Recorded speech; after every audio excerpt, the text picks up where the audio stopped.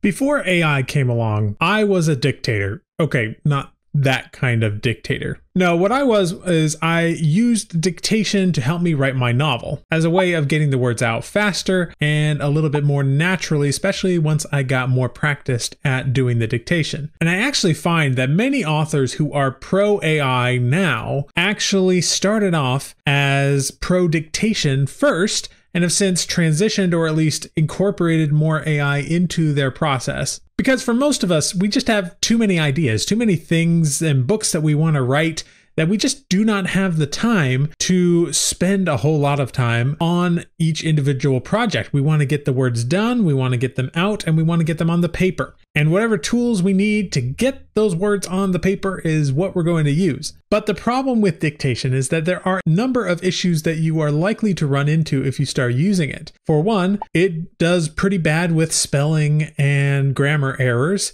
There are a lot of homophones where it writes down one word that sounds like the word you meant, but is actually a different word. It's horrible at getting specific names correct, especially if you write fantasy or sci-fi like I do. You're basically going to have to use some placeholder names instead of the names that you actually want to use. Plus, especially with older ways of doing this, you had to spell out the actual punctuation that you wanted to use, which for some people was a big barrier to entry. If it's a lot to say, and he went here, comma, and said, comma, open quote, and then continue on with that. Now, that one isn't as big of an issue as people think it is, because the moment you've written a couple thousand words with the dictation method, it's not so bad and you get used to it quite quickly, but it is a sizable barrier of entry. Thankfully, there is a workflow that utilizes AI that I think actually cuts back on a lot of these issues to make the entire dictation process a lot smoother. So in this video, I'm going to go diving a little bit into two different methods that you can use to use dictation in your process and what that might look like for you. Let's get into it.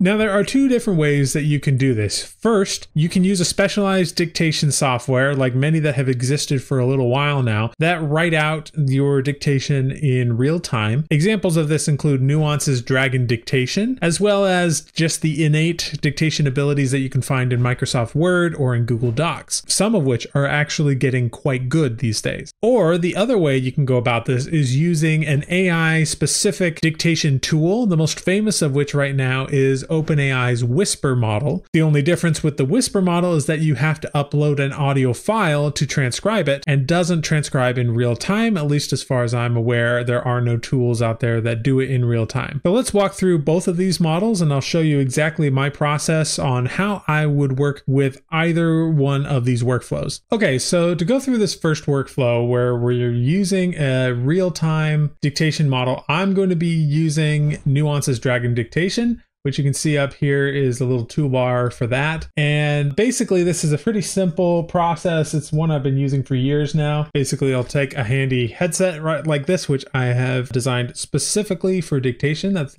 the only reason I use this. I got like a noise canceling microphone here, and I just stick it on my head and hit this button. And now when I talk, comma, you can see it on the screen, period.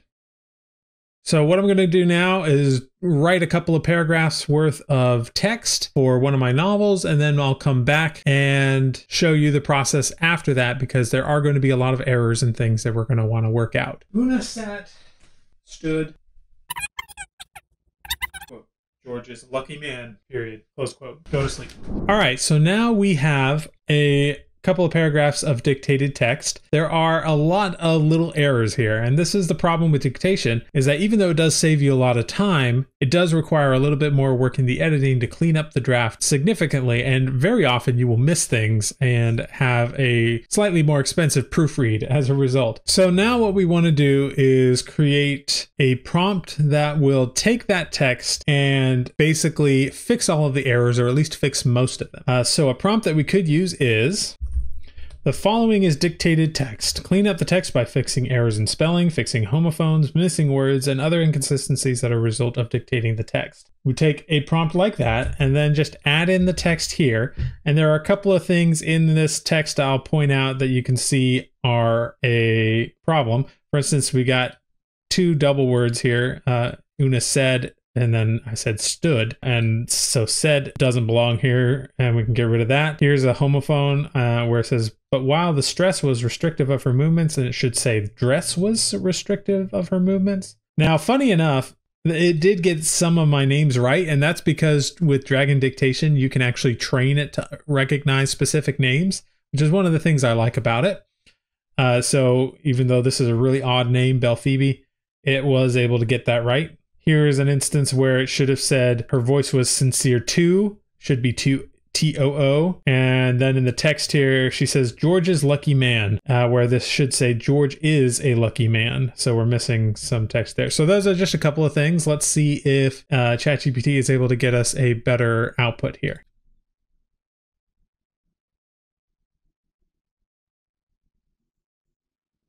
All right, so let's look at a couple of these. First of all, it got rid of the extra word here. Una stood next to the mirror, so there's no Una said stood. And here it says, but while the dress was restrictive of her movement, instead of while the stress was restrictive of her movement. So it's able to understand by the context that this makes more sense to be dress.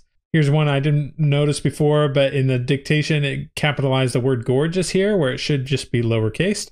So it got that correct. It got her voice was sincere too. Got that one correct. And George is a lucky man. So it did this flawlessly, pretty much. I don't see a single thing that it got wrong here in this example. Now, the downside of this is that it does take some time to do this for every part of your novel. You're not going to be able to paste in 2,000 words of text and for it to do this reliably. You're going to want to work with 300 to 500 words at a time. So in a way to speed this up, we could create a GPT that basically adapts this prompt here. So what we could do is go to Explore GPTs, select Create, and then here under Configure, you put in this prompt, except we're going to tweak it just a little bit and say, when the user gives you text, assume it is dictated text. And then the rest of the prompt can be the same. Clean up the text by fixing errors in spelling, fixing homophones, missing words, and other inconsistencies that are a result of dictating the text. We can call this the dictation cleaner-upper. And that's really all we need to do. So with this in mind, we can save it. I'm going to save it so anybody can access this. Hit confirm. And now all we have to do, instead of asking it to have that prompt every time, we just paste this in and it should just immediately do exactly what we want it to do.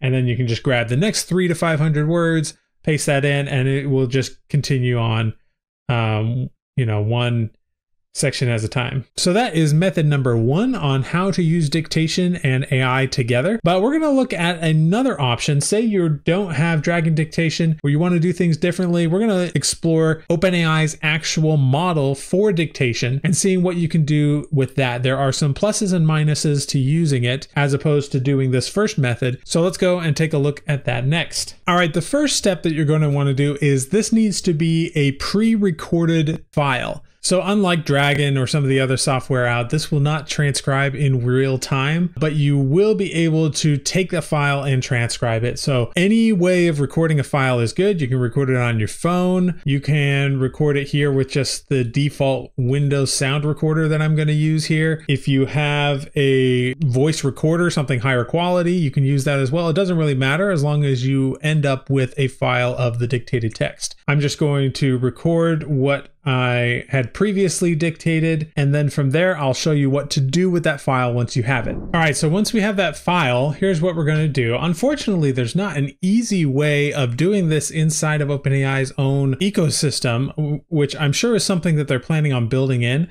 But for instance, you'd think that you'd be able to upload your file, your audio file, to ChatGPT, because you can upload files there, and that it would be able to read it and understand it and transcribe it. But unfortunately, that's not really built into ChatGPT yet. I'm sure it's one of those things that'll be coming in the future. One of the things that you do have available, if you create an OpenAI Playground account to get access to the API, you can come up here and hit this one, which says complete. And this is a legacy thing. So this is an older older feature, but this is the way to do it directly through OpenAI. Now, if you want, OpenAI's Whisper platform is available in a number of different third-party apps and things like that. I have an app on my phone that will basically take my dictation and email it to me. It automatically transcribes it. Those things all come with an extra fee that can be a little bit more expensive than the method I'm going to show you here, which does have a small fee for every time you run through the dictation. But if you select this complete legacy, you're brought to this screen, and over here in the top right corner is a speech to text. All you have to do is select this, and you can drag and drop your recording here. So I'm just going to take my file over here, drag it in, and it automatically starts transcribing it. All right, so it is now translated that bit of text, and it did so very, very quickly, but there are some issues with this. As you might be able to see if you look closely, there are mentions of like a new line here. And here it says again, new line. And here it says the word period. She felt ... gorgeous, period. And so it's when I was saying the punctuation, it actually took that literally. Say, okay, well, then just don't say the punctuation. But the problem with that is it often gets it wrong if you don't say the punctuation. It will automatically add in punctuation where needed. But for instance, if I wanted to start a new paragraph, it doesn't always understand where's an okay place to start a new paragraph. So you could just give it what you want, not speak the punctuation, and then just add all of the appropriate punctuation later. But let's say you actually wanted to say the punctuation, so you knew exactly where that punctuation should go. In this case, you're going to want to run this through one more prompt. So I'm going to select this button that says use as input. And we're going to be using, we'll go ahead and use the GPT 3.5 Turbo here. I think that's the only one available here in the complete legacy part of the playground. But if you wanted, you could just take this and copy it into ChatGPT, whatever you want. In fact, let's go ahead and do that. Let's just go ahead and take this and we're going to copy it over here into ChatGPT. And I'm going to give it a different prompt this time, similar to the one I gave it before. It's going to look something like this. The following is dictated text. Please correct it so that punctuation that was verbally specified is converted to actual punctuation, period to period or comma to comma. And when it says new line, use that as an indicator to create a new paragraph. And then I give it the block of text that the transcription gave me and go ahead and let it go.